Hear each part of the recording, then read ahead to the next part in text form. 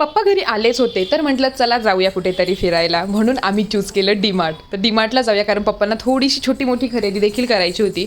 तर पप्पांना म्हटलं चला आपण जाऊन फिरून येऊया.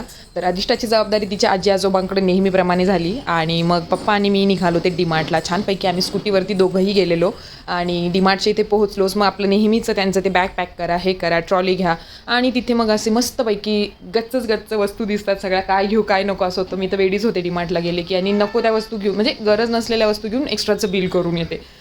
अर्थात यावेळी तसं झालंच. पप्पांना काय काय खरेदी करायची होती ते त्यांच्यासाठी तर मी घेतलंच. प्लस त्या व्यतिरिक्त काय हवं आहे, अजून काय लागणारं आहे, त्या वस्तू मी बघितल्या आणि घेतल्या. फालतूचा खर्च जास्त काही मी यावेळेस केलेला नाही.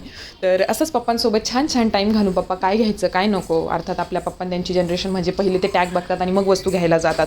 तर पप्पांना मी ताकीदच दिली की पप्पा टॅग बघू नका, तुम्हाला जे आवडतं ते डायरेक्ट बघा आणि मग आपण ठरवूया ते घ्यायचं की नाही. तर अशा माझ्या या ताकीदनंतर पप्पांनी विचार केला, चला बघूया कोणत्या वस्तू आवडत आहे कोणत्या नको, ते बघायला सुरुवात केली. आणि मग काही आम्ही मग डी-मार्टच्या बाहेर पडलो. मग पप्पांना म्हटलं चला काहीतरी खाऊया, छोटंसं काहीतरी घेऊया, बाहेर आलोच आहे, आपली एक छोटीशी डेट होऊन जाईल.